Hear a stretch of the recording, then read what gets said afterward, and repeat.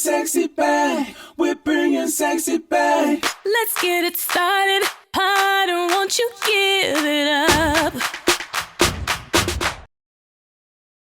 Hello, hello, hello, hello, beautiful lady. Yes, I am talking to you.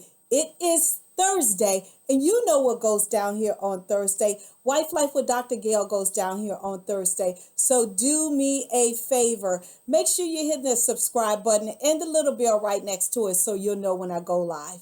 And so tonight, I want to talk to you about hurt and forgiveness. Yeah, hurt and forgiveness. Needless to say, I know that everybody has experienced some type of hurt in their marriage or relationship, right? And we have had to forgive so many people and so many times. If it was not somebody at work, one of our girlfriends, we have had to forgive or been hurt by somebody in our life, right? And I have been trying to figure out, because I'm guilty of this. How is it so hard for us to forgive our spouses, but we can forgive our parents, our children, our girlfriends so readily and so freely? But when it comes to our spouse, we hold on to it, right? And we don't want to let it go. And we just kind of dwell in that space, right? And I'm not being judgmental, because I used to struggle with this and sometimes still can struggle with, hurt and not wanting to forgive. And so tonight, I just want to talk to you about some tools and strategies that I use, not just in my own personal life, but in my coaching practice, to help people get past hurt and unforgiveness, okay? And I want to start with this quote: "Forgiveness is the best form of love." Forgiveness is the best form of love, right? So step number one that I always tell people, and I have to tell myself as well, is be open to forgiveness. You got to be open to it. You got to say to yourself, I want to forgive this person for, right? You have to be open to it, because if you're not open to it, you will stay in that state of being hurt and walking in unforgiveness. So that's the first step. Number two is make a conscious decision, saying, come hell or high water, I am going to forgive my spouse for this. Because let me just tell you, walking in unforgiveness can cause you a lot of stress, health problems. It can lead to ulcers. It can lead to high blood pressure. It can lead to so many different things that you don't even equate to walking in unforgiveness. So make a conscious decision, even if it's not for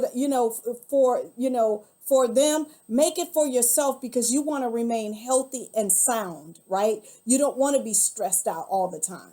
So make that conscious decision. And it's the old adage that says forgiveness is not for the other person, it's for you. I believe that, because I have made myself sick walking in unforgiveness when it comes to guilt. So make sure that you make a conscious effort to forgive your spouse and give them some grace, just like we give everybody else grace in our lives. Number three, refrain from going back over and over and over the hurt.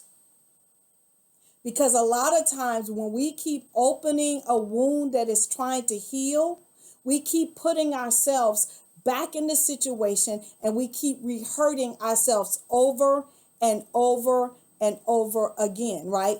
I never said that you need to forget. What I'm saying is that you need to forgive and quit hurting yourself over and over again by reliving that moment over and over again. I hope I'm making sense, because the mind will tell you, oh, I can't believe you did it. And you just replay that. And then your body begins to react. You begin to cry, or you begin to get mad or feel sad or whatever. And you just keep reliving the moment. So refrain from hurting yourself again. Refrain from keep opening that scab that is already beginning to heal. Number 4, remember that forgiveness is one of the biggest things that you can do as a person. Forgiving someone else is the biggest thing that you can do, not just for yourself, but for the other person, because they know that they have hurt you. And 99% of the time, they feel bad about it. Even if they don't express that they feel bad, they do feel bad, right? And you have made mistakes and somebody has forgiven you. So why not forgive the person that's the most closest to you, which is your spouse? And I also asked the question, because I know you're probably asking the question, well, if my spouse loved me so much and we were so close, why would they want to hurt me? I can guarantee you that most spouses don't set out to hurt you. They don't. Now, some people do things for revenge, and they do it on purpose. But most of the time, they don't want to hurt you. That's the reason why they hide, they lie, they do all of these different things behind your back, because they don't want you to know, because they don't want to hurt you. Number 5, if you are in a situation where you think that you can't do this on your own, seek professional help. It is nothing wrong with getting coaching or counseling. It's not.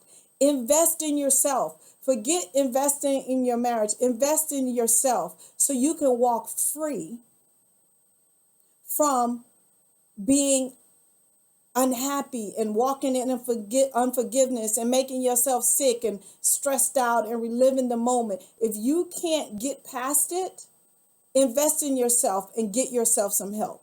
And the last thing, number 6, I want you to be patient, because this is not a sprint. This is definitely a journey, right? This is definitely a marathon. And you want to be patient with yourself. Be kind to yourself, right? It's okay. And don't worry about what other people have to say. I can't believe she forgave him for this, or I can't believe he forgave her for that, right? This is your marriage. This is your journey.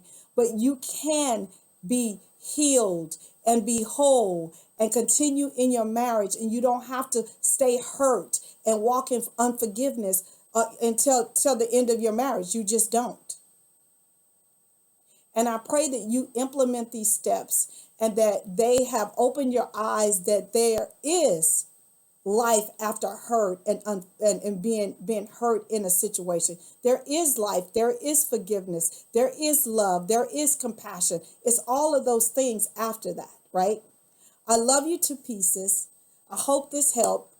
I will see you next Thursday at 8:30 p.m. Eastern Standard Time. Have an amazing Back. We're bringing sexy back. Let's get it started. Harder, won't you give it up? What you want, body? We're going